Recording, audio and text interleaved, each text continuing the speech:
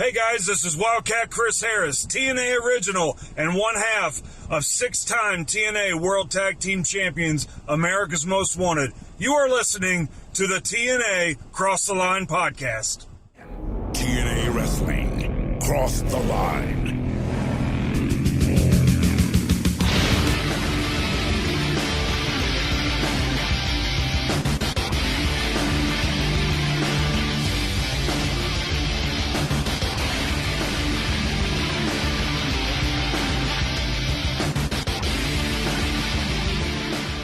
And we're back with episode 181 of the TNA Crossline podcast. I am Colling Jr. With me, as always, is Dallas Gridley. In Dallas, we are coming off of No Surrender, where the NWA World Champion Raven successfully retained the championship against Abyss in a No Surrender dog collar match. Boy, was it bloody. It was violent.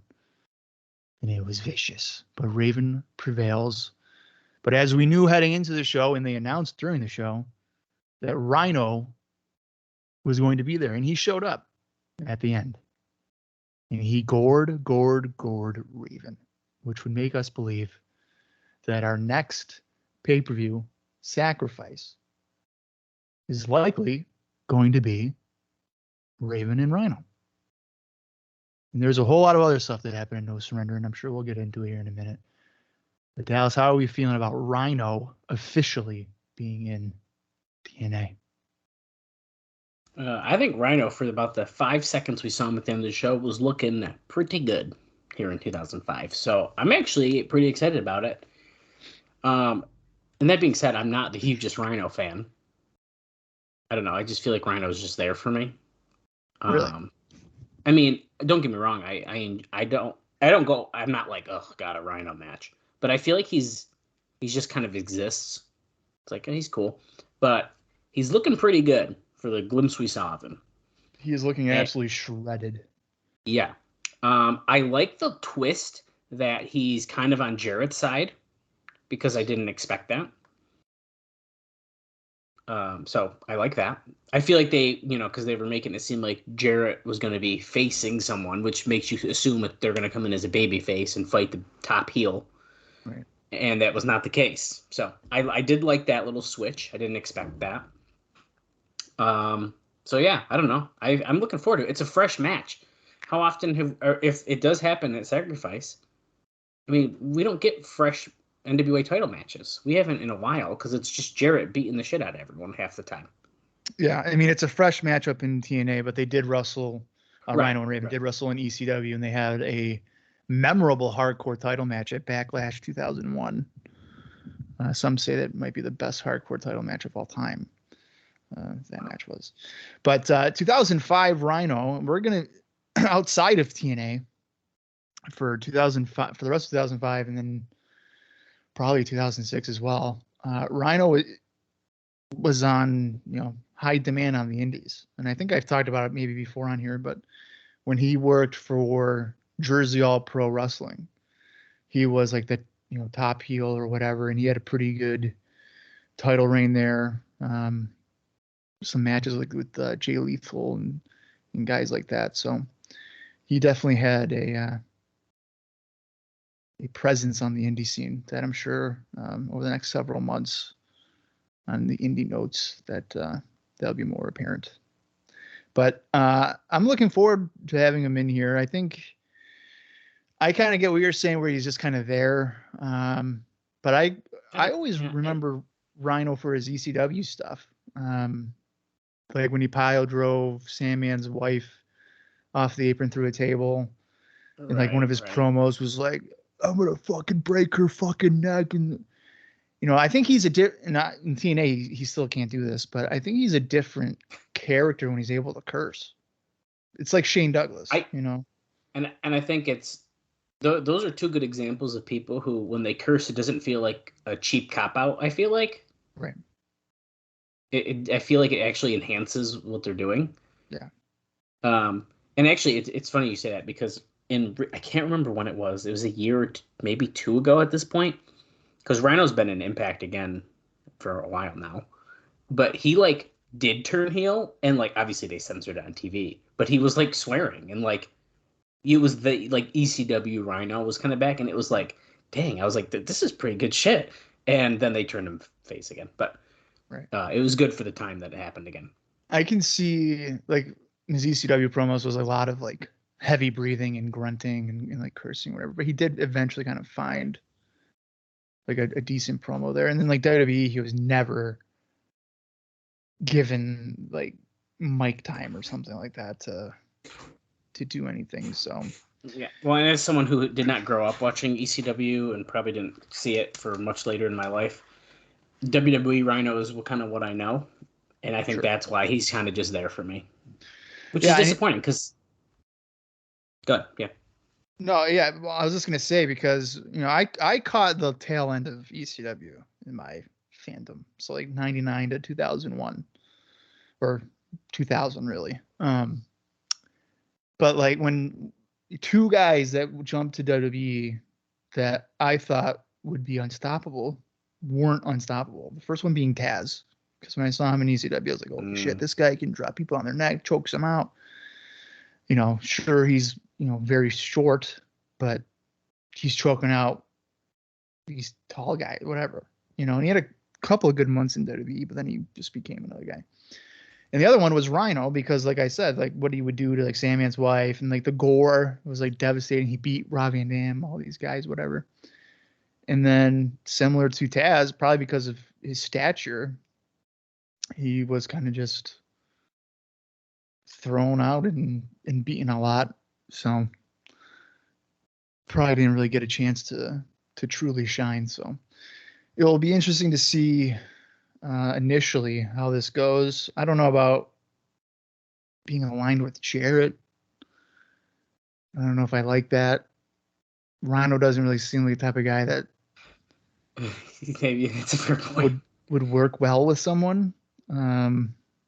Well, maybe it's similar to the Monty Brown situation where it's like he's aligning them with him, and then it's like a fake thing, and then they're just going to end up fighting. Yeah, but how many times can we do that? Well, when Jarrett feels like he's got to get a win on someone, maybe that's what we got to do.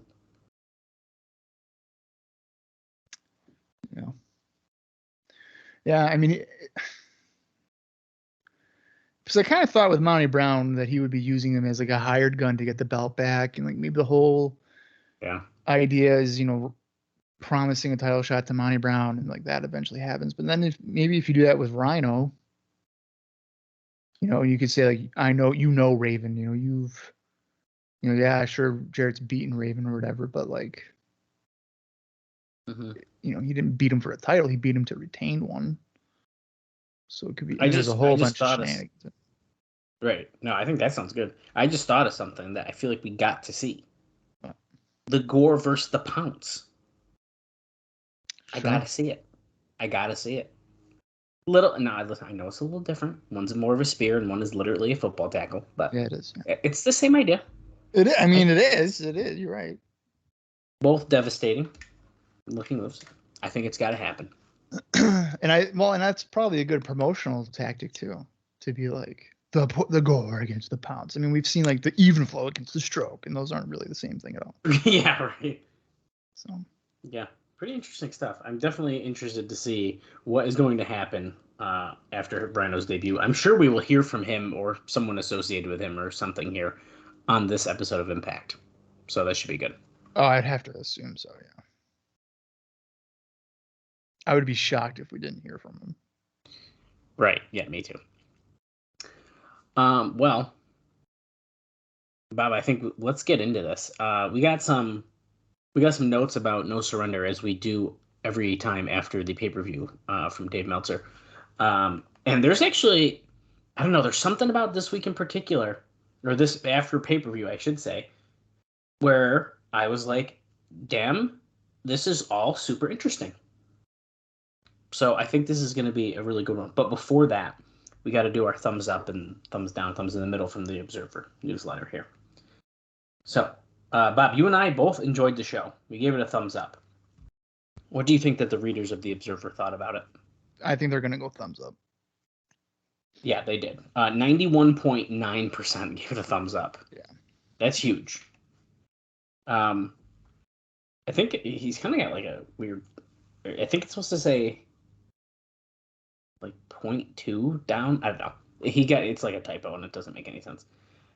Maybe 2% down and then 6.1% in the middle. So regardless, mostly everyone enjoyed the show.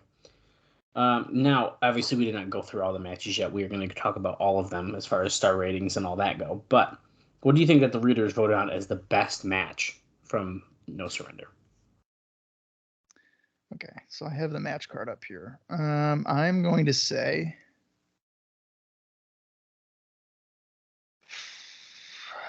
okay, would they do? Is it Sabin and Joe? It is Sabin and Joe by a landslide, pretty much. But there was two other matches that were listed, and that was Christopher Daniels and Petey Williams, and then in third was Raven and Abyss. Really? Wow. I thought maybe AJ and Sean would be in there too. No, that's not here at all, actually, which is interesting. That's because weird. I thought that was good. What about the worst match? Maybe a little bit easier to pick out of the bunch. Yeah, probably Apolo and Siaki against their Diamonds in the Rough. That's right, it sure was. And then not super far behind was the 3 Live Crew versus Kip James, now new name, and Monty Brown. And then third place was the opening X Division match, which I think it was the opening, or maybe it was the second match. Second one, yeah. Sonjay Dutt, Skipper, Bats, and Shark Boy. I don't know why, because I actually really enjoyed that one too. But yeah, I don't know why that would be on there either. Yeah, so kind of some weird ones there, but I think the best and the worst kind of fit pretty well. Sure. We got a couple things before we truly dive into it that kind of just the way that he flows. So I'm just going to kind of read it down like this because there's going to be some news, there's exciting stuff, and we'll talk about some more fun stuff during the show. But so TNA is No Surrender pay-per-view on July 17th from Orlando's Universal Studios. Turned out to be a great wrestling show, Dave Meltzer says. A rarity as a pay-per-view show with no bad matches, he even says. He says the usual full house of 775 fans saw a series of hot-paced matches with Samoa Joe and Chris Sabin, Sean Waltman, AJ Styles, Christopher Daniels, and Petey Williams, and then ending the show in a bloody dog collar match featuring countless broken tables with Raven versus Abyss for the NWA title. The way he writes that up, it sounds pretty good. So, while still not officially announced, Bob, it has been confirmed by several sources that the TV deal is official. What? Dallas, what TV deal is that? Well, it's the Spike TV deal, and it will be starting in October with a 1-hour show at 11 p.m. on Saturday nights. It's official? It's official, but it's not officially announced How yet. long can they sit on that? There's no way. They are probably dying to be like, we're going to be on Spike. Ah! Right, and the way that it probably won't happen unless they add it in post in the episode we're watching now, but I would assume it's gotta be announced. No. I can see it now. Mike Tenay sitting in an empty impact zone being like, we've been here for 3 years. And guess what, folks? We're taking over Velocity's time slot. That's right. We're going to be on Spike TV at 11 o'clock on Saturdays. And because of you guys, we're sticking around. That's right. I hear it now. So Spike is putting the show on largely because they're being paid for the time. So unfortunately, it seems that TNA is at least starting to pay. Yeah. No. How? What? I don't know. And it gets even more interesting about this, too. And it says those with more knowledge of the deal say it's going to be very difficult to make it work in building a profitable business model. Dave notes that it's a far worse deal than ECW, as ECW was not buying the time, but they did have to pay for TV production costs. Now, TNA has to do both. And has There's no way. I don't believe this. I don't think that they paid. I don't think so either. It's my opinion, but I don't know for sure. Here's the okay. They're starting in October right now. We're not going to say specifics just in case people that don't want to be, want to stay in the moment of 18 years ago. But let's just think of the people that will be here, when it comes October in 3 months. Yeah, we're about to have an explosion of shit happening here soon. Yeah, there's no way that they are paying for TV time and then bringing in these bigger names. Yeah. There's no way. There's no way. I don't believe that. I don't think so either. I'm curious to see how this will develop as we move on. But I think that Dave or somebody got that information from like a WWE source or something, and to make it sound bad. Yeah, because there's no way. I don't know, and I don't know if a network like Spike TV being paid for airtime. FS1 I could see. It's like a regional thing. It's a regional, you know? Yeah, it's a regional. It makes more sense. But yeah, Spike TV, I mean, you're looking to fill the airtime. You would have to be so incredibly desperate to even approach a network like that to be like, hey, we'll pay you. Right. Yeah. For an 11 p.m. time slot on a Saturday. I mean, I don't see Jeff Jarrett, the businessman, thinking that is a good idea. Because paying for FS1 at 3 p.m. is probably significantly cheaper because it's an afternoon time slot. Right. Compared to that's not prime time, but it's a late evening weekend show on a bigger network. There's no way. Right. I don't believe that. I don't think so. Yeah, we'll see how it develops, but he goes on to say that it was believed that the announcement would be made this past week to the wrestlers, but there was some sort of contractual hold-up reason that we're not aware of exactly that doesn't allow Spike to release the information until it comes out. So we'll see when it's officially announced. Now, there's apparently some form of a confidentiality over releasing the information on both sides, although the actual announcement should be coming very soon. And he kind of plays with this a little bit more here, saying that the other negative is that the same negative for some time, and it is clear that the promotion is going with the idea that its biggest star is Jeff Jarrett. Oh my God. So, and he's got fair points here. So, even though he was not on the pay-per-view show in a match, right, he was presented as the biggest star, as the show-long storyline was not a build for any match, but the swerve that we saw at the end we talked about, where they announced the debut of Rhino during the pregame show, with Jarrett freaking out and acting concerned. And in the end, after Raven had beaten Abyss in their dog collar match to keep the NWA title, Jarrett and Rhino showed up in the ring. Rhino gored Raven. None of the other wrestlers were given live interview time, and most weren't even given taped interview time.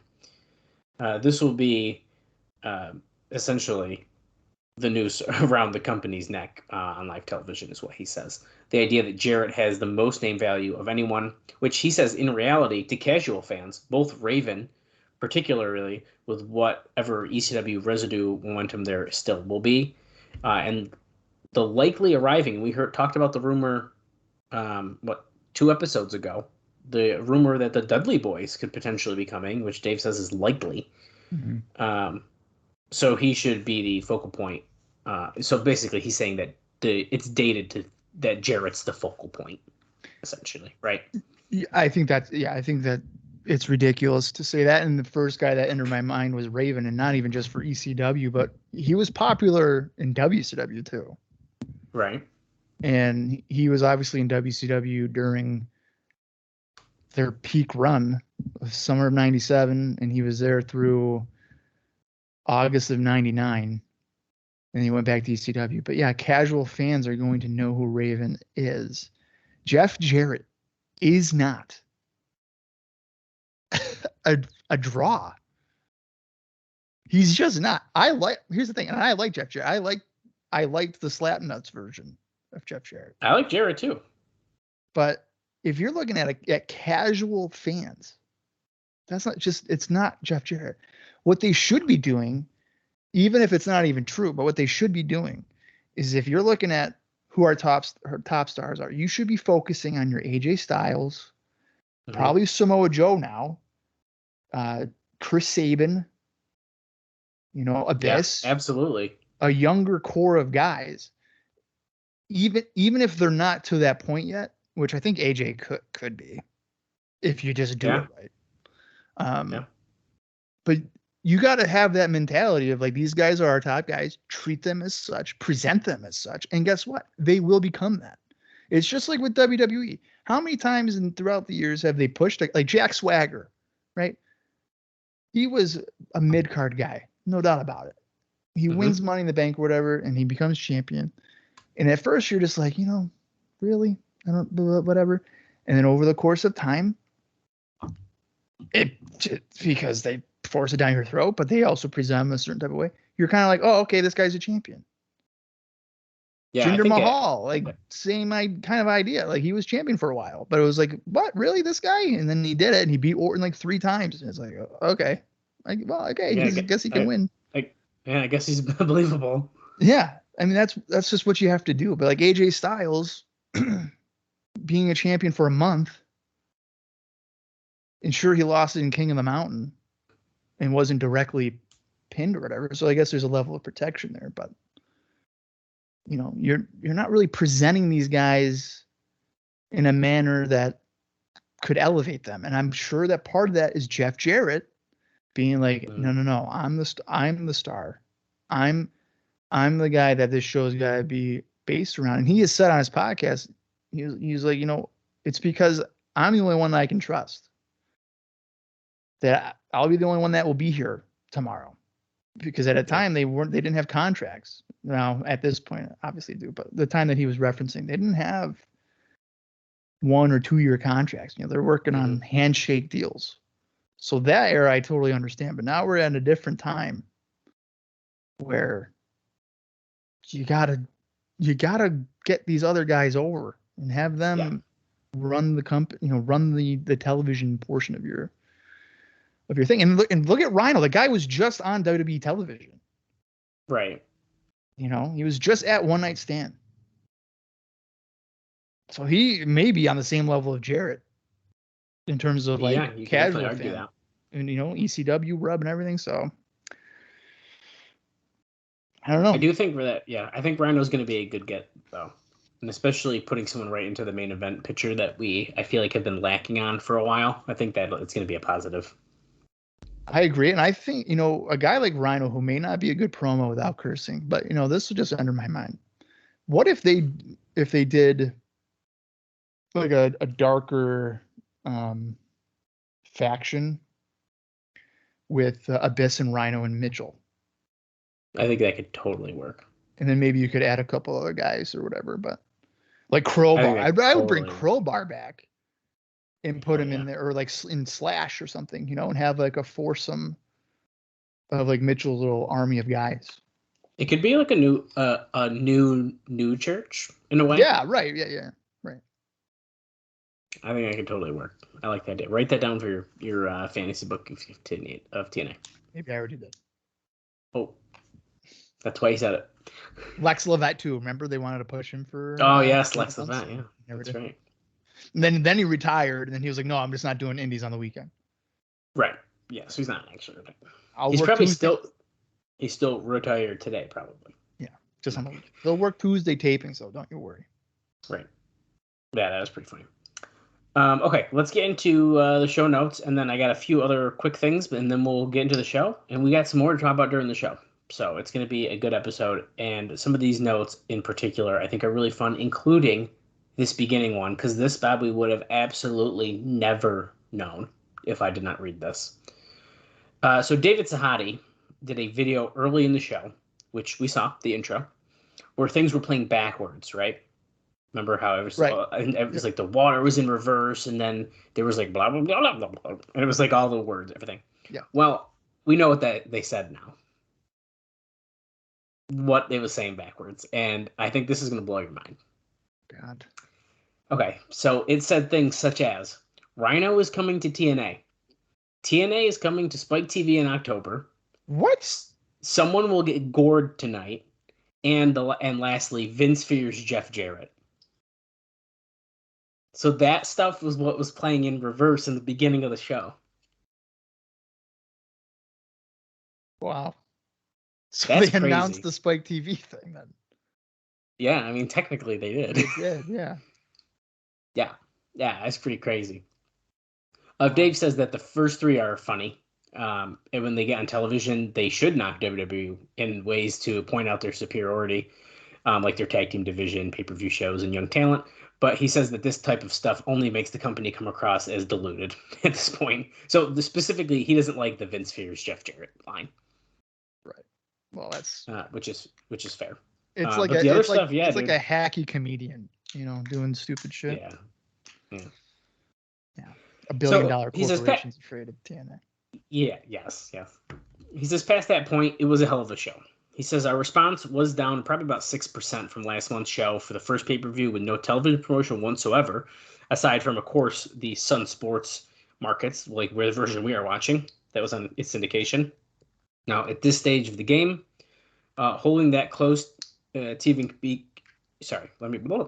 holding that close to even has to be considered a big success. It shows that they gain at least a small amount of loyal fans based on the track record of the usually top-level pay-per-view events. So only dropping 6% without having any TV, that's pretty good. Well, and that's just a response for his newsletter. Correct. Yeah, I mean, that's not too bad. That's not bad at all. So he says how it opened up here with the pregame show angle where Jarrett and Mike Tenay got into the ring, confrontation. Now, we only saw a very brief clip of this. This was on the pre-show that we did not watch. Jarrett talked about all the cuts in WWE and claimed that there were 50 guys who had been cut of late, as if the real number doesn't make the point, because there's a lot, but not 50. He said that TNA would be hiring a lot of them, and in doing so, the people who built the company would be losing their jobs. And he said he would be the first person fired. This is so funny. He tried to get heat by saying that the fans were stupid. They believed that the Matt Hardy storyline was real. He says that's a smart thing to say before a show filled with storylines that are all less real.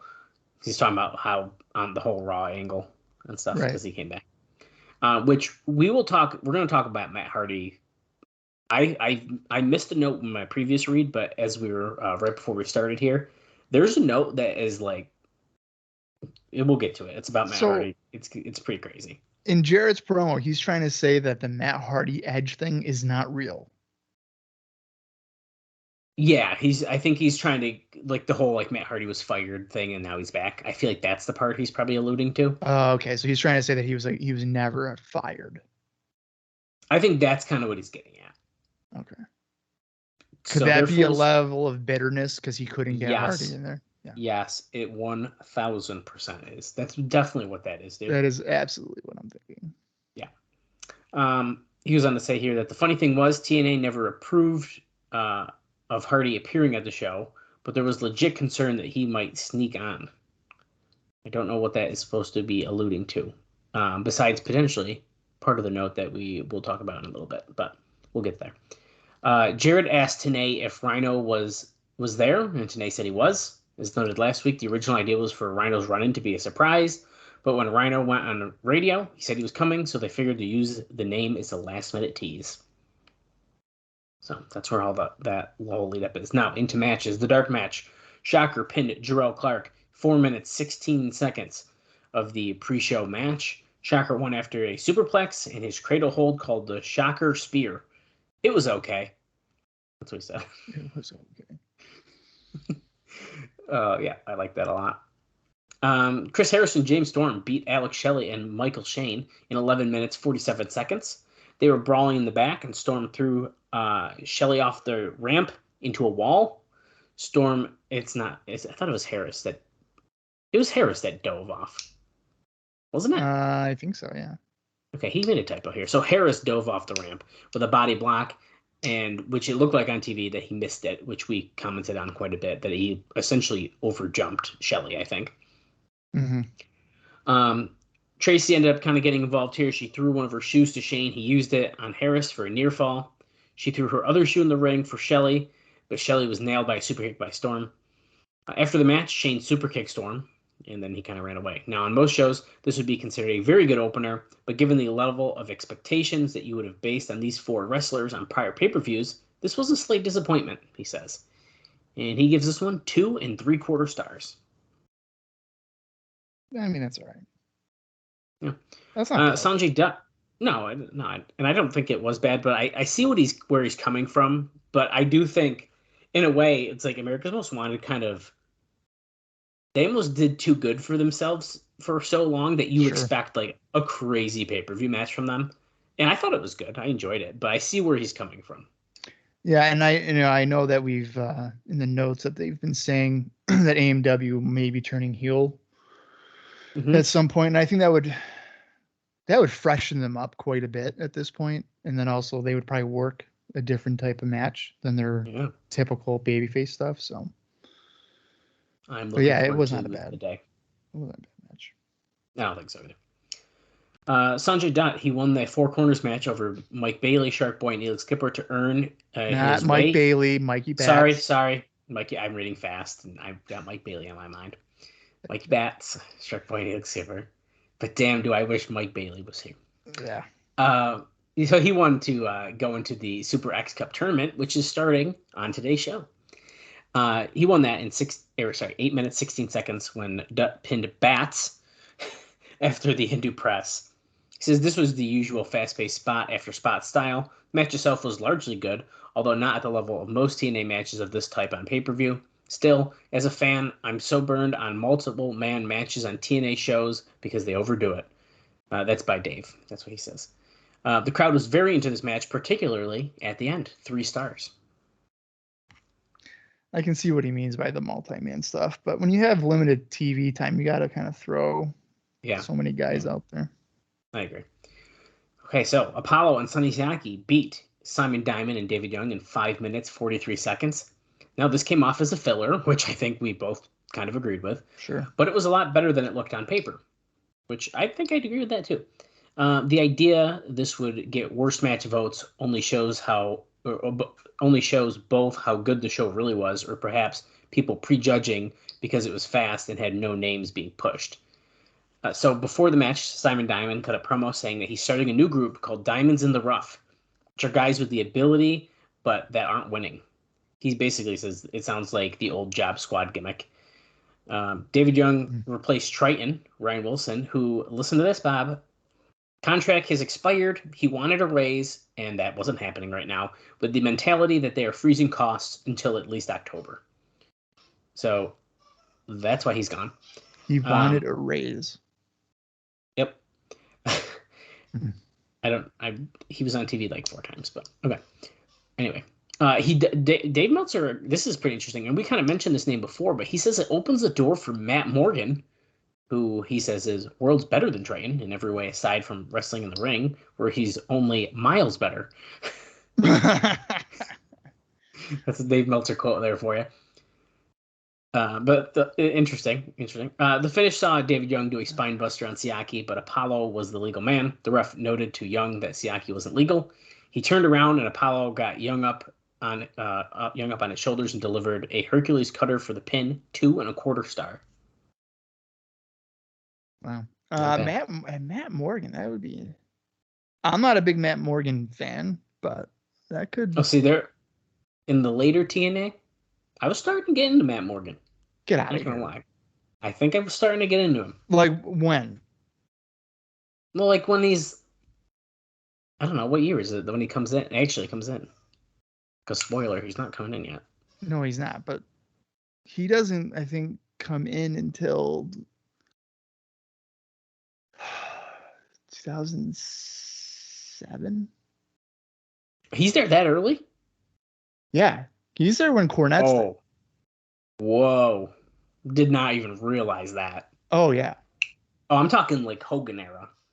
You liked him during the Hogan era? I think I did. I'm pretty sure I did. My God. I think I did. There's no way, dude. No fucking way. Maybe I got to rewatch it. No, don't. If you liked him, don't rewatch it because then you'll hate him. Okay. Sounds good. Keep the positive memories. Okay, sounds good. Holy shit. Next Hogan up. era, I think I was liking him. Oh my God. I've been reviewing, or not recently, but I was reviewing those Hogan ones, and he was one of the worst fucking people to watch on that. The Hogan era got my friend back into wrestling. Can you believe that? Is he in jail now? No. Because you gotta be some sort of crazy if that brings you back. That brought him back, dude. I was What? like, How?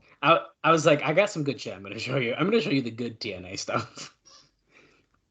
I told him get a hard drive. I'll hook you up with a password. And anyway, Samoa Joe, he's doing great here. He beat Chris Sabin in 14 minutes and 4 seconds.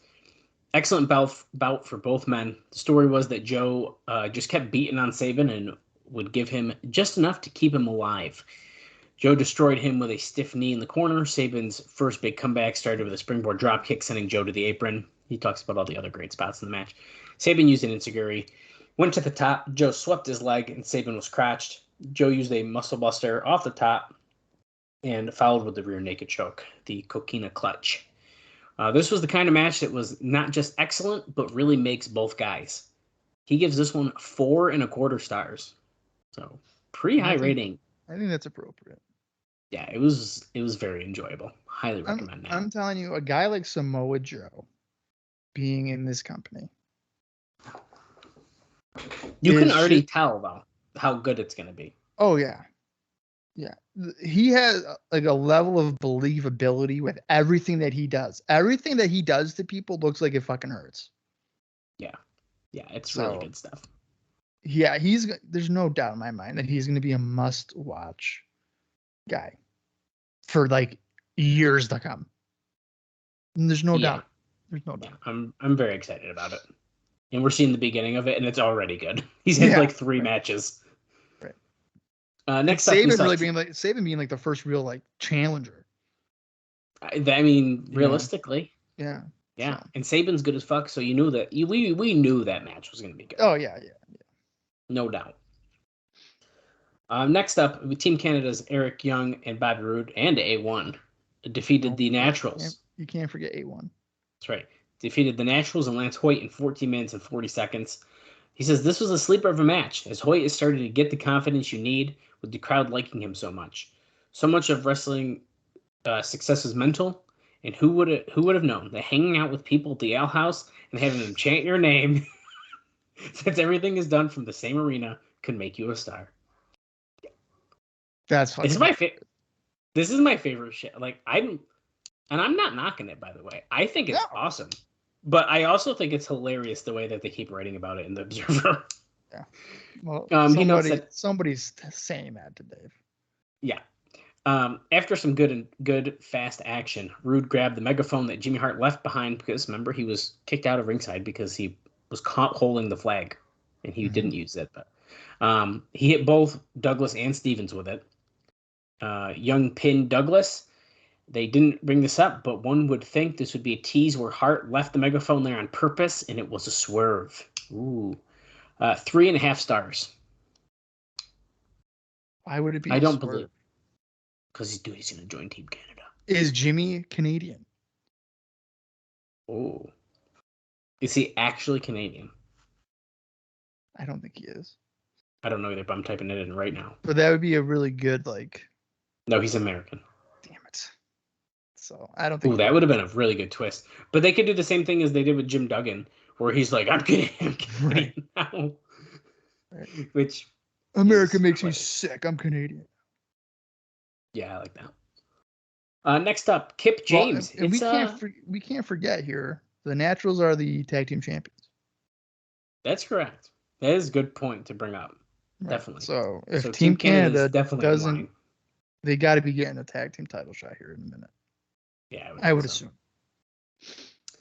So Kip James, it's the Outlaws' new name because of lawsuits. Him and Monty Brown. Oh, and he explained to us, by the way, in case you guys have missed some recent episodes, that he's the brother of BG James now, honorary brother. That Bullet Bob gave. Anyway, it's funny. He say like Bullet Bob considered him a son, so like he's gonna go by Kip James now. As like a play off of BG James. Right. It's good. It's good stuff. I like it. I think it actually makes me like the name even more than I did before. I don't think I realized that was the context. I mean, obviously I knew it was like a brother thing, but I don't think I realized that he ever said because your father always considered me like a son. So I'm Kip James. I like that. Yeah, that's pretty good. So Kip and Monty Brown defeated Conan and Ron Killings in a no DQ street fight in 5 minutes 25 seconds. He says, like last month, this was more of an angle than a match, but it was better than the last month one. And then we're going to skip forward here, and it says that, Brown pinned Killings after the pounce when Rudy Charles recovered enough to count the fall. BG James was on the ramp and watched. He says it's funny because 3 Live Crew was such an overact that the original idea was to not break them up and just tease the New Age Outlaw reunion. However, their crowd is so hot to see the Outlaw reunion that I'm thinking they almost have to do it. And the thing is, they have to stall it because it would be insane to do it before November because you need a few weeks to get the storyline over on TV before doing it. So he's saying that we should be expecting a long holding pattern. And we're potentially waiting till October to wrap this storyline up. I have no idea how they could do that, but that's what Dave is thinking. That is a very good point, because probably with a Spike deal, you're going to be getting but also a new audience. Mm-hmm. And so they'll be coming in cold, and you don't want to have storylines that are already wrapped up. Right. But I mean, that's what video packages are for. Right. So you could educate them that way. But if you want the pop of the reunion, I guess you would want to wait on that. But then you're right too. That's 4 months away. If you're looking for November, time, dude. We've been doing this since March. Yeah, I don't know if we can make it go that long. I don't know. Yeah. Kip James ended up calling he says Road Dogg, BG James, to the ring while the crowd chanted New Age Outlaws like crazy. He told BG to hit Killings with a chair. He acted like he was going to do it, and then he stopped, threw down the chair, and left. For having compassion for the man the crowd was cheering wildly 90 seconds earlier, they booed BG for not giving them the reunion. He ended up giving that match 2 stars. Next up, we got AJ Styles defeating Sean Waltman in 14 minutes 34 seconds. This was Waltman's best performance in years. Jerry Lynn was the ref, and at the end of the day, the tease of what side he'd be on, well, he called it down the middle. So he wasn't on anyone's side. Styles missed the spiral tap, and Waltman delivered his X Factor, but Styles kicked out.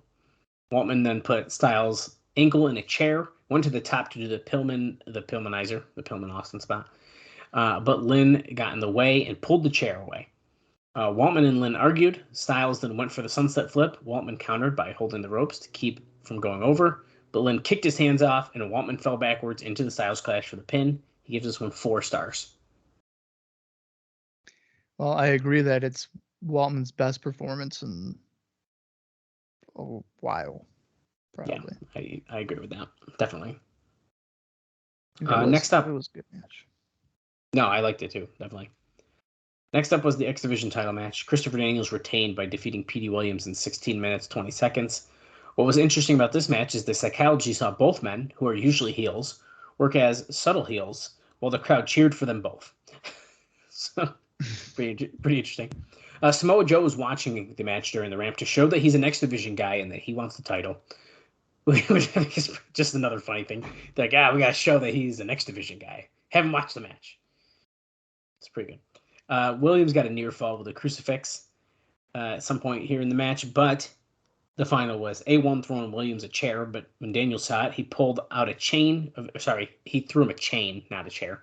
And then Daniel saw it, and he pulled out his own chain, which I thought was very interesting, because how did he know? When they both never generally have chains on them. Yeah, that's weird. Yeah. But he beat Williams to the punch, and he hit the best moonsault ever for the pin. 3 3/4 stars.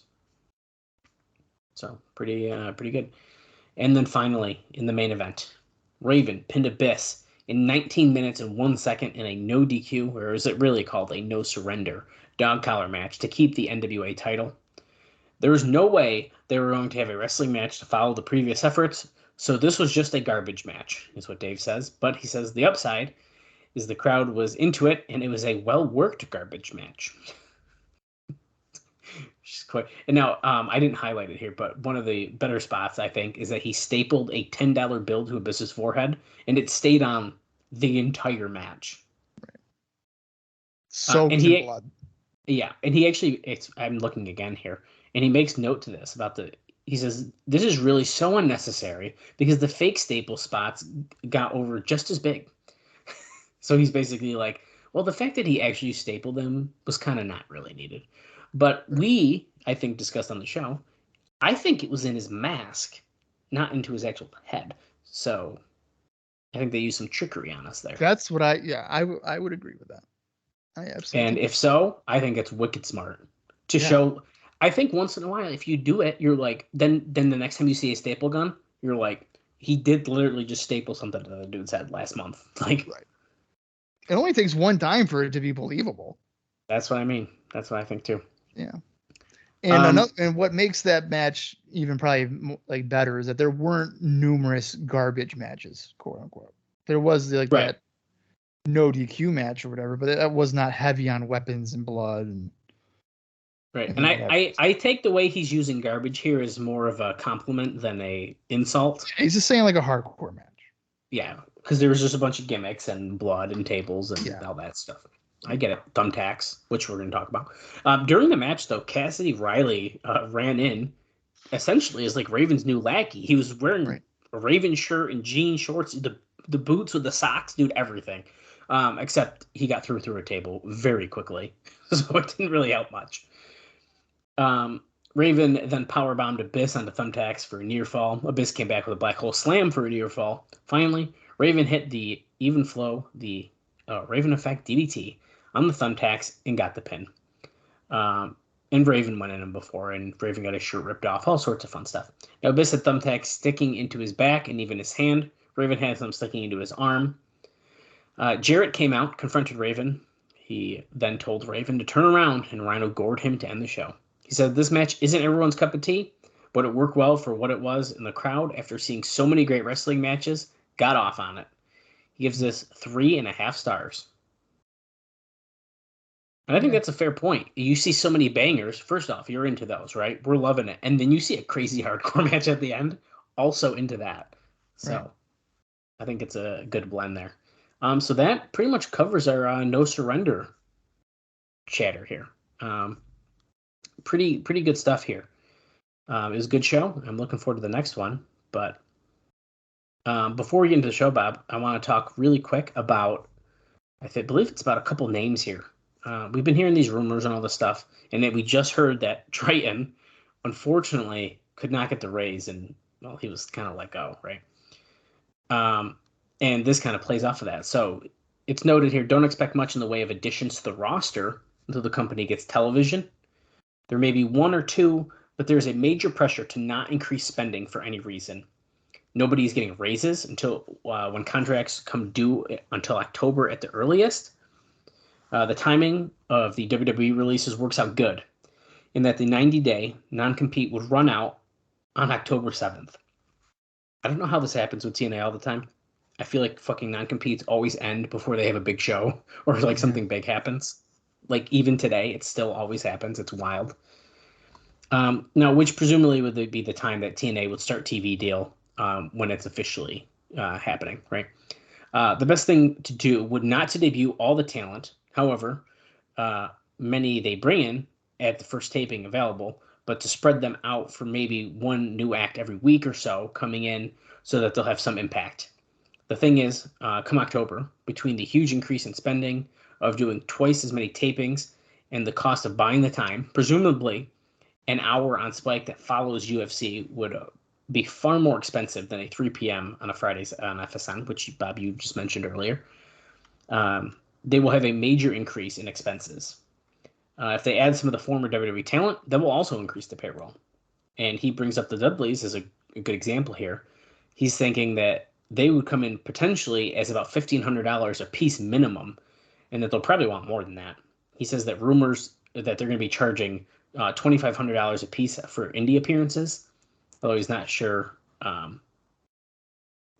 But he does mention that Shannon Moore may be brought in before TV starts because he's a friend with Jeff Jarrett. So it's an interesting way to look at that.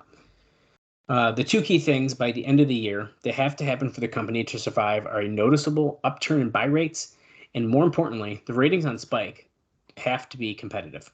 Now, clearly, the only reason Panda has continued this project after what is probably closing in on $24 million in losses is because of the potential light at the end of the tunnel. The dangling carrot seems to be that if the Saturday ratings are strong, and he doesn't know what constitutes a strong, Spike may see them as more of a paid program and push to give them a better time slot. So we'll see how this develops. I'm not sure I'm buying the paying for time either yet, but I think it's all super interesting, and I am pretty curious. If they are paying for time, it has to be very short-lived. There's just no way. That's kind of what I'm thinking too. Like, I can't wrap my head around that. No, I don't think so either. But Bob, that is what I got before we get into the show. There was a lot of good shit though. I think this was one of the better like in-depth pay-per-view stuff. Dude, the freaking when I first read the reverse talking in the beginning, I was like, this is going to be a good show to talk about. But yeah, we'll have some other fun stuff, including that Matt Hardy thing I was teasing is really interesting. We'll talk about that during the show. All right. Well, let's get into the July 22nd, 2005 edition of TNA Impact. If you guys want to watch along with us, head over to Impact Plus, or if it's in your own personal collection, that should work as well. The approximate runtime for this is 45 minutes and 31 seconds. I'm going to count down from 3, and when I say play, that is when we are going to watch the show. So here we go. 3, 2, 1, play. This is TNA. We're still the new face of professional wrestling, guys. We're going to see some stills, I'm sure, right? This past Sunday at No Surrender. Here we go. Jeff Jarrett, who wasn't even scheduled.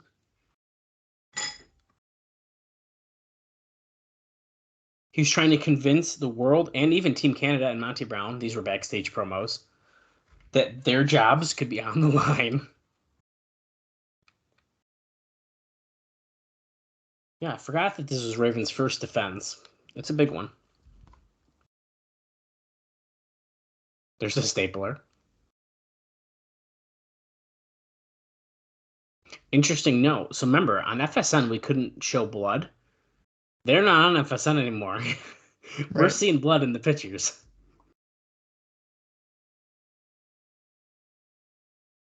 What is still a Rhino hitting the gore? Ah, there you go. That's a good one. He has never been that shredded in his life. He is looking Dude, really... wicked shredded. And now, from stage 21.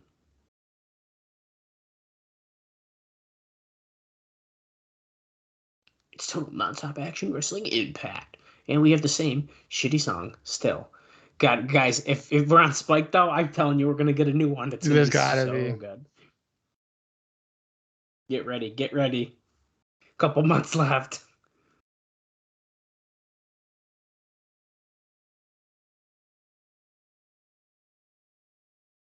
Oh, I don't have a crowd number, but we did tape 4 weeks again. So it's another one of those giant blocks of taping. And I think that's kind of going to be the trend for a little bit here. Yeah, it's got to be. Here comes David Young, speaking of shredded.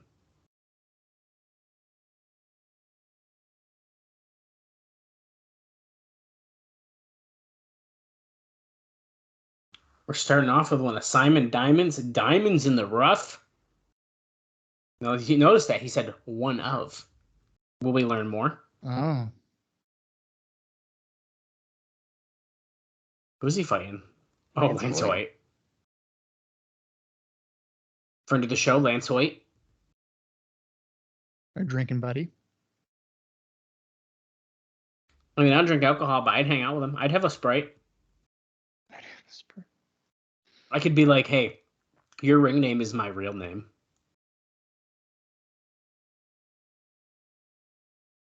He's not Dallas. You know, like, not anymore. He's Lance Hoyt.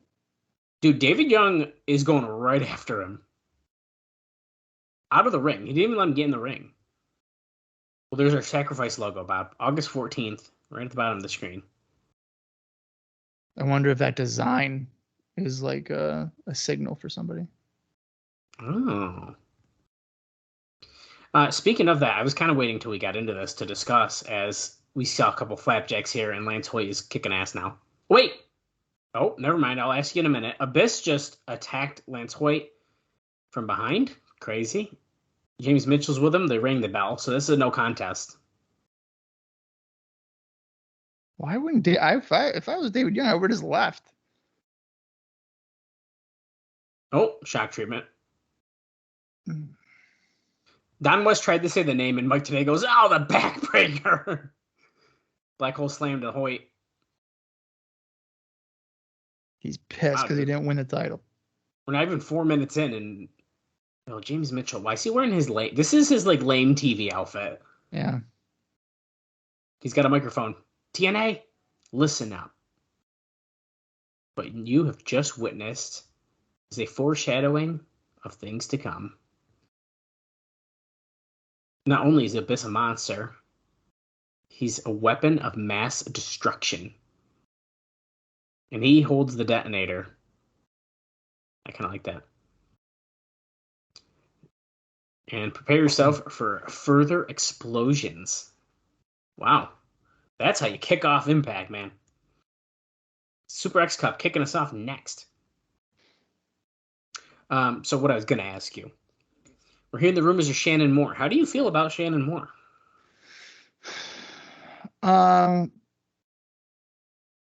He's all right, I guess. I don't know. Look at this. Sorry, pause real quick. Bring him in. Matt Bentley, it says. Oh. We just saw the bracket and it said Matt Bentley. Guys, this is not a DVD. Right. This is TV. Yeah, I don't know. I mean, if you're holding off on costs, I don't care if he's one of my good friends. I'm probably not going to bring him in at this point. I mean, yeah, that's probably. Here comes Samoa Joe, who's undefeated. They're reminding us. So and Christopher Daniels with Mike Tenay down west. By the way, the graphic that we just saw for the X Cup was not good. It was a really awful looking graphic, but we did see the entire tournament breakdown, which I missed most of. I just saw Matt Bentley. Daniels being on commentary, they are really, I think, driving home that we're getting Daniels Joe. Yeah. Oh, that's right. This is a rematch from Slammiversary. Oh, interesting. I can guess what the ending's going to be then. Yeah, Sonjay Dutt's probably going to get his win back, right? Yes. I think you're right. Got to do that 50-50 booking. Yeah. Will Dutt be able to meet the Samoan submission machine? Probably not, because he looks like he's about to freaking pounce on him as soon as that bell rings. There it goes. Okay, he didn't run. He looked like he was about to literally run at him, and he didn't. But Dutt's going for some kicks, though. A couple chops. And here, since I have a picture, just as a quick reference point to the matches that we missed. So, Bob, upcoming, Dutt and Samoa Joe. We will see Shocker versus Alex Shelley, Matt Bentley and AJ Styles, and Petey Williams and Chris Sabin. That we already know is going to be a good one right away. So those are some pretty good opening round matches that we're going to be seeing here over the next few weeks.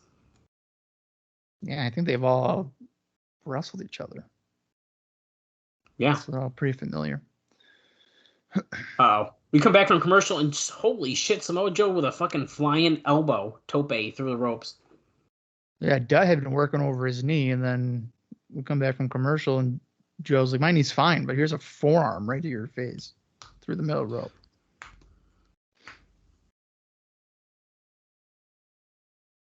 Daniel's saying that Joe is a newcomer here still, so we haven't seen everything he can do yet. Well, Daniels knows what he can do from Ring of Honor. I think that's kind of why he was hitting that. Yeah.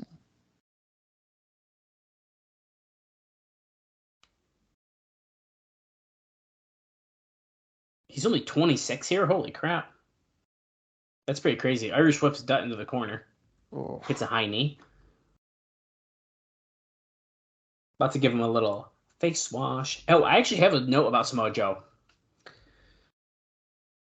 Samoa Joe was asked his reasons for coming here and turning down the WWE offer. He said he wanted to make it clear that he was flattered by WWE taking interest in him and had nothing bad to say about them or what they do.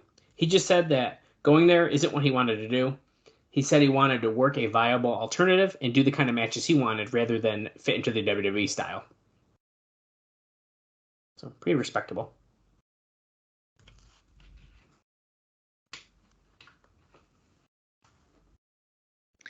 Yeah, I have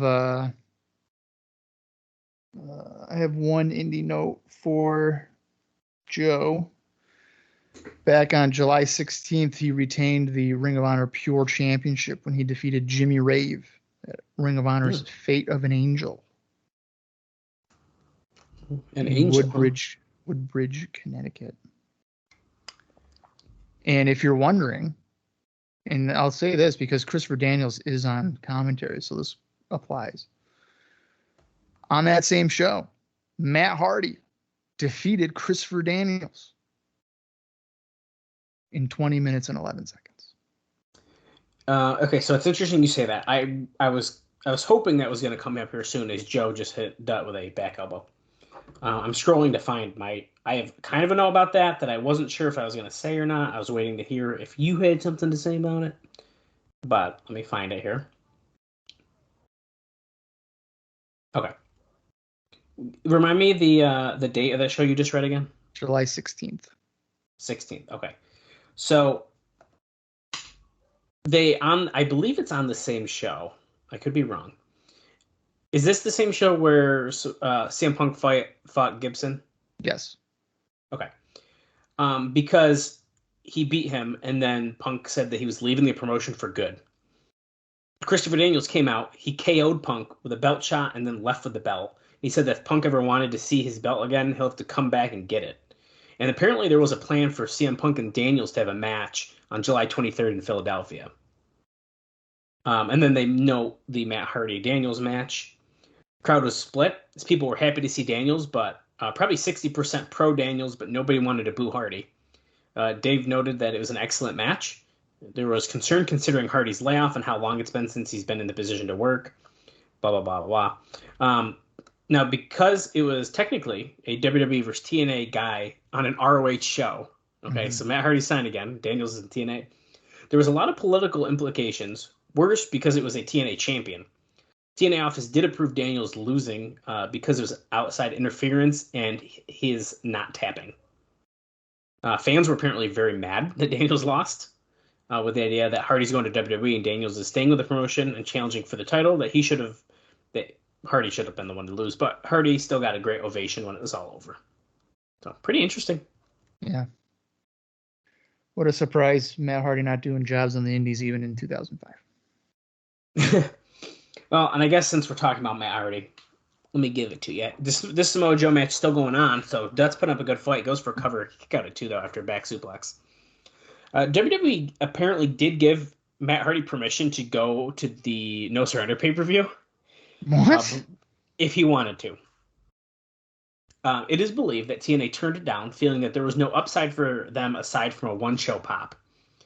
TNA posted the following on their website on Sunday. Quote, oh, you know why? Because that would have helped their angle. WWE's angle. Yeah. Okay. Oh, springboard dropkick. Takes down Samoa Joe. Hold on. I'll read the quote in a second. This is getting hot. Springboard, Hurricane Rana. Nice. Samoa Joe's go to the floor. We're about to see a dive by Sonjay. No, baseball slide. Dude, this is heating up here. Here we go. Big dive. Oh, man. Nice. Okay. Quote, this is the website on Sunday, TNA's website. On Sunday morning, it was reported across the internet that WWE star Matt Hardy would be appearing at tonight's No Surrender pay-per-view. TNA Wrestling would like to officially address this rumor as totally false, in an effort to further his own agenda. Hardy told several people last night that he would be traveling to Orlando for No Surrender. TNA Wrestling would like to let our fans know that this is not the case and that he will not be appearing. Jerry McDivitt would argue that this is unquote, sorry, quote end. Jerry McDivitt would argue that wrestling fans would read this and assume that it meant he would be there, And he may have a point because that's how some fans did actually read it. And that, I believe, is why Jarrett ended up making this thing that says, you guys thought it was real. You thought Matt Hardy was coming. Because he said he was. Right. And apparently he got permission to do it. Right. Pretty interesting, man. Yeah, I mean, it would have been pretty cool, I think. Oh, nice snap power slam by Joe. I think it would have added to the Hardy Edge storyline if he showed up in TNA. In arguably a more legitimate competition to WWE. Right. I mean, they were on TV. Well, they're not on TV right now, but you know what I mean. Yeah, if I was WWE, I would have used the Ring of Honor footage with Daniels. Yeah. That probably looked too minor league for him, though. Right, and then I don't know if you could technically show Daniels. And then Daniels, right? Because he's a TNA guy. So looks like Samoa Joe's about to hit the Muscle Buster here. Yeah, he's definitely gonna hit it. Oh wait, that's okay. He didn't let him get it in. Well, and I also think it's sort of funny as Dutt bites Samoa Joe. I think it's funny that they didn't want a one-show pop because I kind of think that's something they don't really care about after a while. I feel like they do that all the time. That's what I mean. What's that? FTF. By Samoa Joe. Look at the tongue. Did you just see that? Yeah. I don't know. I don't know if I would have cared if it was a one. If he just came out for a quick little thing, that would have been kind of fun. Oh, he just countered to the choke. That Coquina clutch. Yeah, that's it. Wow. Dutt taps. Actually a lot more competitive than I expected. Yeah, and Sonjay avoiding the muscle buster. That's a first. Samoa Joe moves on in the Super X Cup. Do you like Samoa Joe's necklace? Yeah, I do. It's like giant beads. Yeah. I have that necklace. I used to wear it when I was in high school. Not because of Samoa Joe. Not because of Samoa Joe, but Shane Douglas out here interviewing him. Well, for one, people would make fun of me and say that they look like anal beads. Mostly friends, not like strangers making fun of me, but Samoa Joe not speaking. Interesting.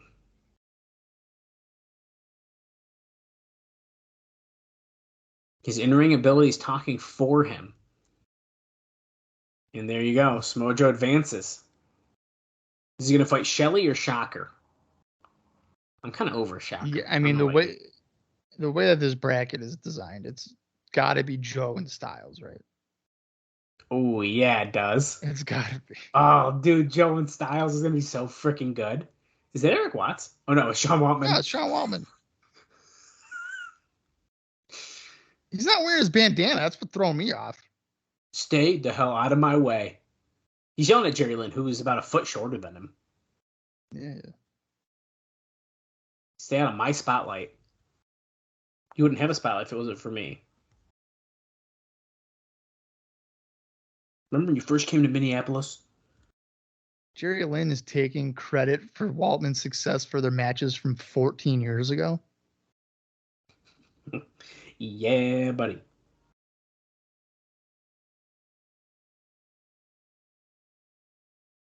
Who gave you your first job? Who fed you?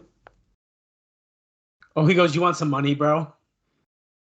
Look at Waltman's pulling out his wallet. Go buy a Big Mac. Yeah, call up the big leagues. I never heard from you again.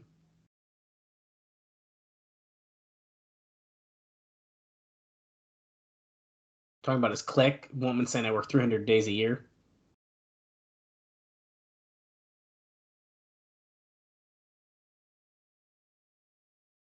Stay out of my business. Do not interfere in my business. What did he say? It's going to cost you your career? It would cost him dearly. Dearly. And Lynn's still going. You tried to hurt AJ seriously. He's got a wife and a newborn. Nope. He does not care.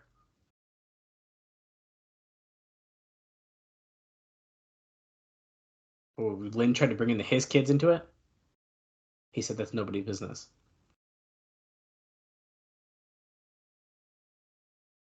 She's saying when he was in the hospital, almost paralyzed, no one thought about his kids.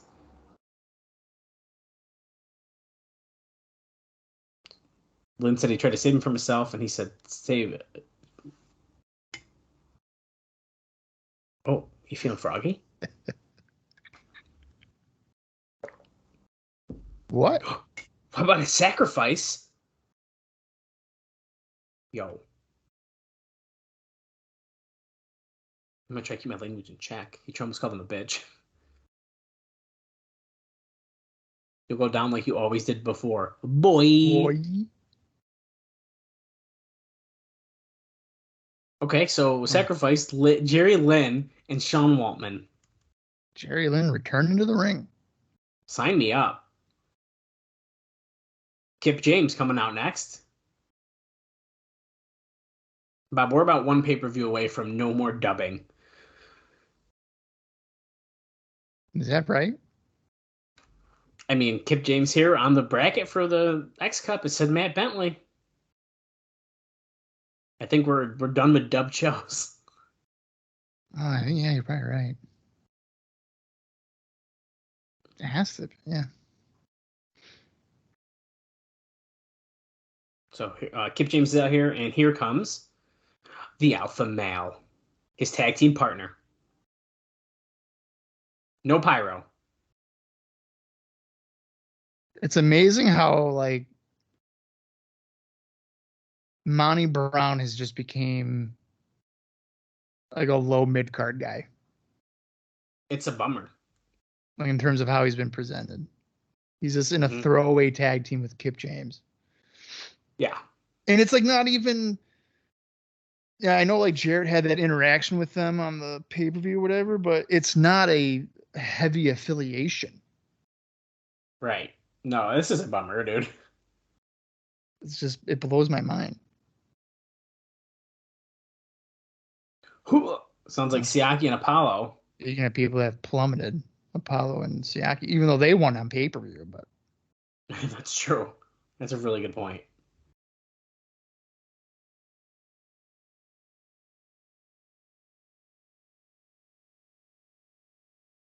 they're coming out to Siaki's music, by the way.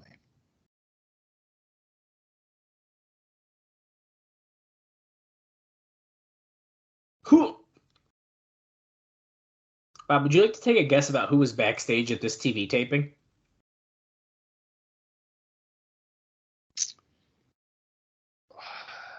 I'll tell you, I'll give you a hint. It's not a single person we've talked about coming in. So it is a free agent. Oh, it's a free agent. And it's just not anyone that we've mentioned in this last few rumors of the releases.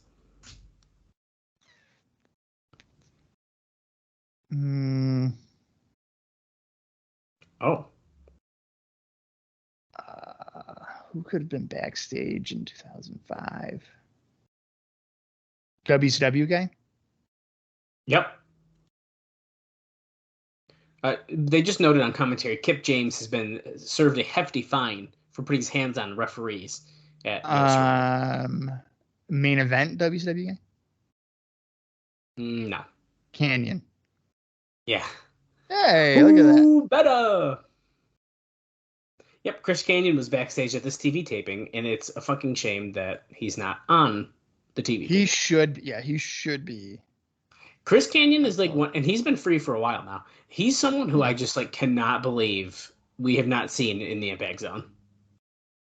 Or even in the Asylum. Yeah. Saki with a heel kick. BG James watching from the stage. Now, on that same note, I should have mentioned it earlier, but Shannon Moore was actually backstage at the pay-per-view at No Surrender. So he's definitely getting his feet wet. Yeah, I'm pretty sure Canyon had been let go back in 2003? I think it was something like that. Like late 2003? Maybe early 2004.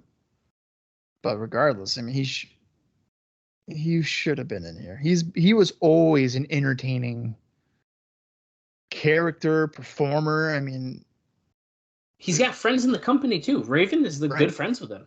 Yeah, best friends. In before, I don't know. It's just, I don't know. I don't get it. That's one thing I don't get. Oh, Irish whip. The pounce into the referee. It's the referee again. That was pretty good.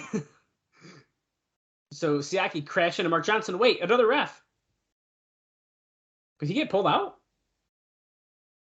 Nope. He counted 3 and the bell did not ring. Okay. That was sloppy. What the fuck was that? What was that? Look, they're not using that ramp again. Look. They're really not. But what was that? That was very odd. The Pounds took out Slick. Oh, wait. Here comes Ron Killings and Conan going after Kip James and Monty Brown. And then what? BG's just going to stay on the ramp again for the next 4 months, not decide on what. How many tag team matches are we going to see between these guys? You think oh, before my stuff God. happens? Probably at least. We've already seen like 2 or 3. More. Right. Well, I'm sure they're going to wrestle at Sacrifice. And then there's September and October. I have an idea. So at least probably 3 more on pay-per-view. Oh, look at the Super X Cup trophy at the announce table. Killings and Monty Brown are going through the crowd now. I want to see this tag match, but BG James has to be the special referee. Oh, God. Oh, Simon Diamond yelling at David Young saying, this is unacceptable.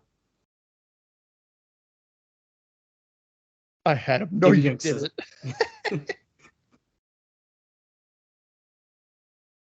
Close doesn't count, David. It's not the wrestling ability, David. You have that. You're a physical specimen. He is at this point. Yeah. He's offering his leadership skills so that you're better prepared mentally. He's offering his guidance.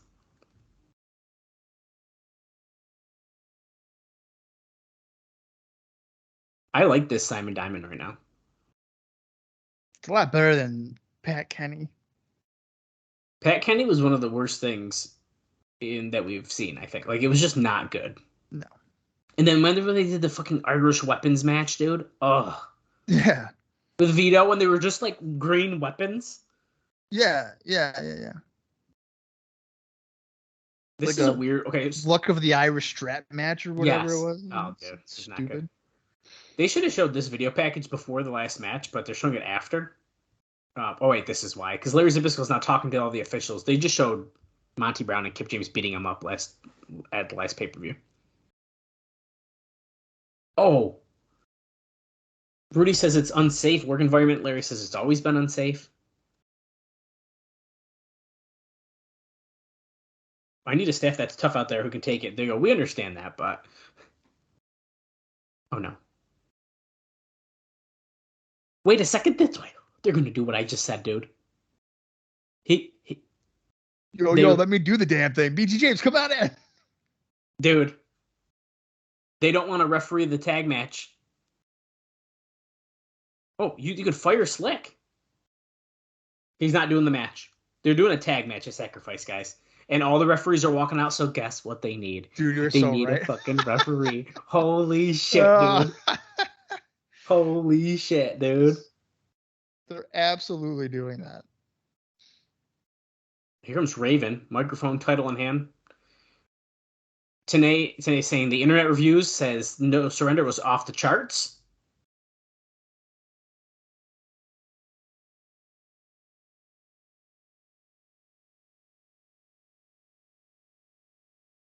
And Raven is coming out here.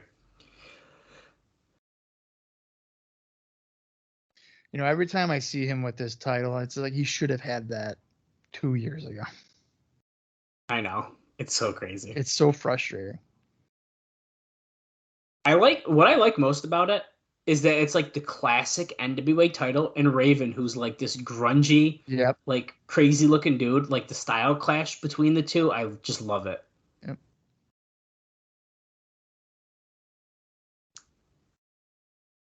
He's saying that his plan at No Surrender was simple. He was going to take more punishment than Abyss.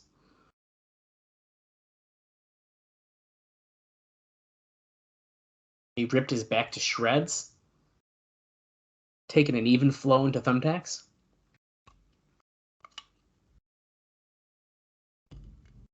What if a fan just grabs him again, like in WCW, pulls him out? I was just gonna say that was like one of the funniest moments. He's cutting a promo and his whole, emo grunge thing, and then a fan fucking pulls him out of the ring. Dude, it's by crazy. his hair, and he had like 10 seconds before any security got over there. It's crazy. It was wild.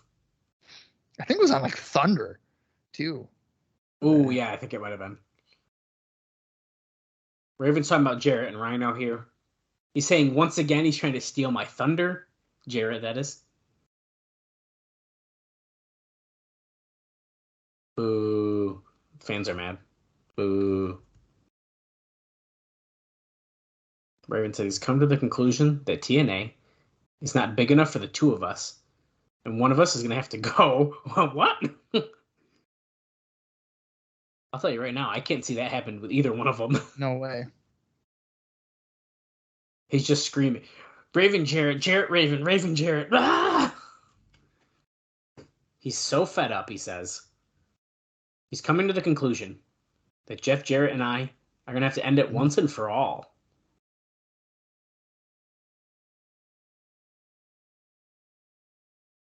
Jeff Jarrett, you can't run from me, and you can't hide from me. Because there would be no escape. 6 sides of steel. No rope barbed wire. Oh! Soon. Oh, Jarrett's coming out.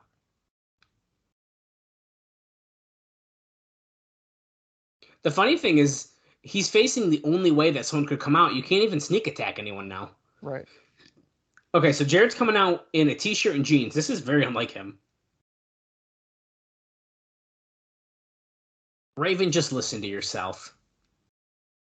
Whining, complaining, bitching, moaning, making excuses. No wonder you have no friends.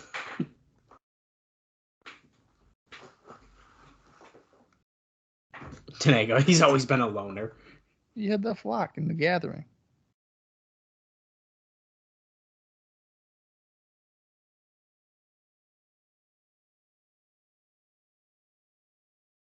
Everything he's done for this company, he built it from the ground up, and they want to fire me.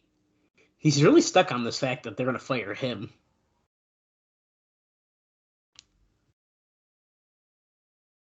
You're mad at me, you're mad at Rhino. Jarrett says that's the difference between us. When I get mad, I get the job done. Raven, I have never liked you, and I never will. You want revenge? Well, I want my belt back. You know it, and I know it, and the entire world knows it. You're hiding behind the championship committee. When do you think they're going to drop the championship committee, Bob? Ever? Oh, that is a good question. Yeah. I would, because that is, Rhino. Dude, he's fucking shredded, dude. He came through the crowd, so I guess it's a workaround. I'm going to say by the time they get to Spike, they probably get rid of it. That'd be good. That's such a dated thing. And, Raven misses the goal. Rhino hits the turnbuckle. Raven with a couple left-hand punches. Discus clothesline. Jarrett comes in the ring. Couple punches. And discus clothesline. No! Gore! Yeah, baby. Let's go, dude. I can't wait for that match. I'm ready. I feel like I put the strap on Rhino. I think I might too. I really think dude, he looks so good. He looks so fucking shredded. Jarrett put in the figure 4. Rhino's nailing Raven in the back of the head. The thing is, like, this is how you freaking building someone as a challenger. He's beating the shit out of your champion. Yeah. Okay, so they ended that segment with Jarrett with putting the figure 4 in Raven, and they went to commercial. But now we're back for more of the Super X Cup. We're going to the tonight. Styles and Matt Bentley. Now, Bob, if you remember, a few months ago, we tried this. This Matt Bentley thing. He went to the truck with Tracy and said, write down Matt Bentley. Don West just said due to a legal situation, he's Matt Bentley now. He's going to his real name, he says. Yeah. Change it to the name that his mother gave him. And nobody can take that away from him.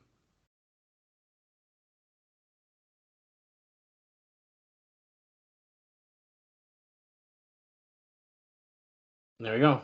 This, from here forward. I actually think, I'm trying to find it here.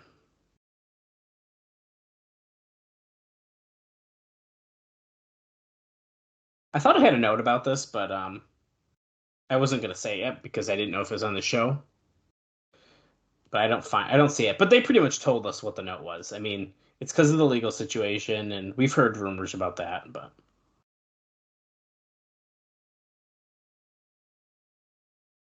Oh, here we go.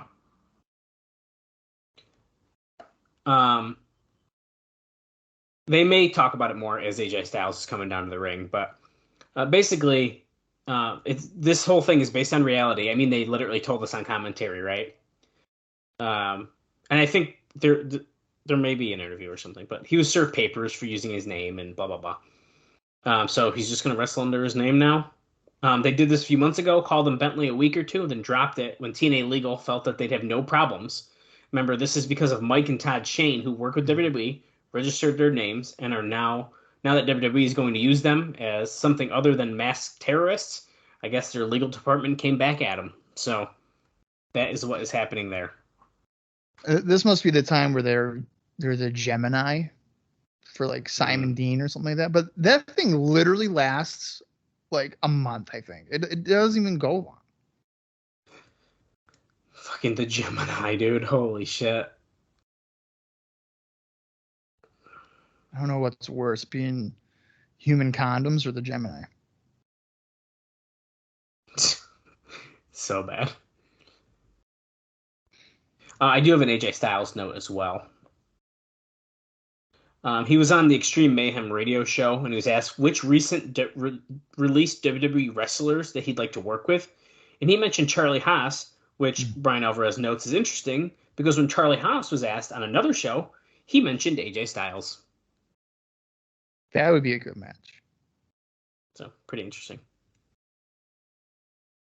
I think that's pretty much all the notes I have. The only other note was that Scott D'Amore is still not going to be on TV because he wants to focus on booking, but we kind of already knew that. Yeah. Which we haven't done any time checks either. We're 36 minutes, 5 seconds into the show. I've got one indie note for Mr. AJ Styles. On that same Ring of Honor Fate of an Angel show on July 16th, AJ Styles defeated Roderick Strong in 16 minutes and 37 seconds. Fancy. Oh, nice drop kick by AJ as we go to commercial. And we're back. I already like this Super X Cup tournament better. We're doing our 2 first-round matches tonight. We'll probably do 2 next week. And then we have 2 more weeks before the finals that will happen at Sacrifice. Winner of that faces Christopher Daniels. See, I think I hate tournaments when it's the whole show is the tournament. Yeah. And you see the same guy 3 times. Right. Now, I do like King of the Ring. Well, because they're good at booking King of the Ring. Right. Wasn't necessarily my favorite, but I could like tolerate it. And there was also matches that were not in the tournament. So you could like... You know what tournament I don't like? The Bound for Glory Glory series. Yeah. I absolutely fucking hate it. Yeah. Well, that shit would start in like May or June, and they'd be like, "Oh, hey, this is for October, late October." Like, what? Our main event for one of our biggest shows is not even based on a story. It's because whoever got the most fucking points during house shows and bullshit matches on Impact. Dude, house shows. This past I weekend, hated that. Mr. Anderson earned 12 points when he beat Matt Morgan in Macon, Georgia. It's like, okay. Dude, I hated it. It's like, did that even really happen, or are we just making it up? I don't even know at this point. That's only like 2010 era, right? Anon. We don't see that before that? No, we do not see the Bound for Glory. That is a Bischoff thing. I fucking And I don't, it, but that's not even 20, that's not 2010. No, It might even be like, is it like 2012 even? 2012 might have been, yeah. Oh, AJ grabbing Terry by the hair, pulling her, or sorry, Tracy, on the apron. Oh my God, Matt Bentley almost hit her. Here comes Styles. Oh, Drops I him thought to he the was gonna apron. land on her. I know, so did I. Oh, he snaps the arm over the top rope. I'll point out that, as noted on our last show, we have kept the black ring post in that the fence is still in the crowd. So we're really mixing up the impact zone here. Irish whip, counter. Bentley's in the corner. Styles, sent right into the post because Tracy pulled him out of the way.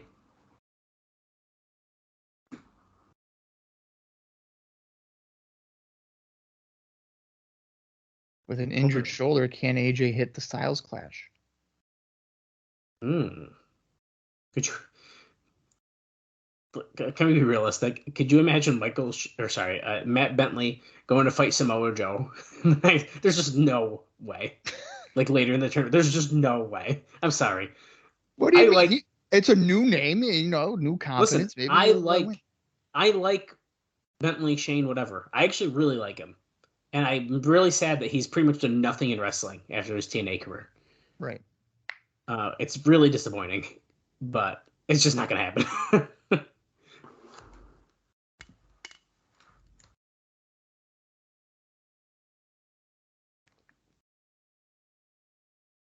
I kind of wish all the referees walked out on Impact, and then for the next 3 weeks they had to find different referees. I'm surprised they only have 3 referees. I know, isn't that weird? Andrew Thomas, Rudy Charles, and Slick Johnson. And I only say that because they love to do ref bumps. So if all these guys got knocked out, you really don't have any referees. I feel like a lot of the TNA refs are the first ones where it's you knew all their names, not just 1 or 2 of them. Yeah. AEW does it too. I mean, you pretty much know all of them. And then they bring a new one in and you're like, who the fuck is that? Bob's favorite, Aubrey Edwards. Who you can play as in Fight Forever, by the way, Bob. Yeah, of course you can, but you can't play as Evil Uno. That makes sense. I don't even want to talk about that shit. That makes me so mad. Have you played as Edwards yet or no? I played as everyone because I was trying to unlock Owen Hart, and you have to do 100 one-on-one boring-ass matches. So I said, I'm going to play as every single person twice, essentially. Oh my God. Dude, that's wait. You have to do 100 matches? To unlock Owen Hart. Yeah. You have to do 100, 1 versus 1. Not 1v1 lights out. Not 1v1 false count anywhere. Just a regular singles match. And no, you cannot change the rules, so you just got to do it. Wow. I did it. You did it? Okay. I've unlocked all the characters so far. Wow. 100. So what I would have done is done 1v1, but have it be 1 player versus 2 player, and then do a quick pin. 1, 2, 3. Is that what you did? That's what people. No, I didn't. I put it on easy mode so I could just beat the shit out of them and just pin them quick. But okay. The annoying thing is, I didn't know it had to be singles, just regular singles matches, till I was probably 30 in. So I was mixing it up and doing hardcore, doing this and that. Right. And then I found out, and then I've played the story mode about 6 times, but I put it on easy so I can just fly through it because I'm trying to unlock all the mini games. How quick is the story mode? If you skip everything and you fucking fly through, you get it done in 2-3 hours. That's it? But there's different paths. There's different... I'm not, sick of it. It's fun. But when I'm trying to unlock shit, I'm trying to unlock the shit. Right. Oh, Pele. The way Bentley fell looked like he fucking got knocked out. It was both men down here. Bentley's been working over the arms quite a bit on Styles. So is he going to be able to hit the Styles Clash, or is he going to have to pull out the spiral tap?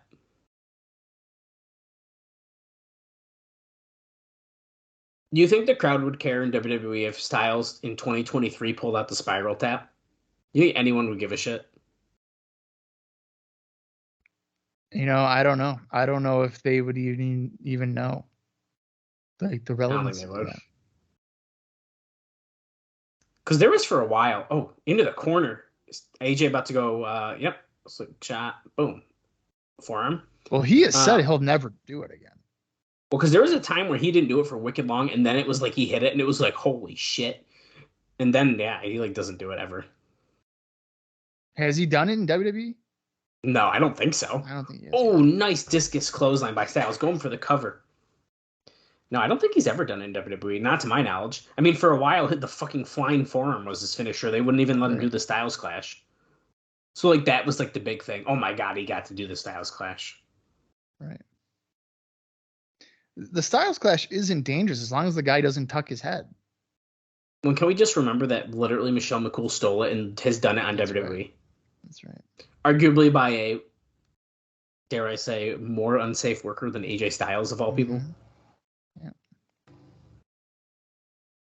Not saying she was bad, but I mean, come on, compared to AJ Styles. Are we going to be real here? Right.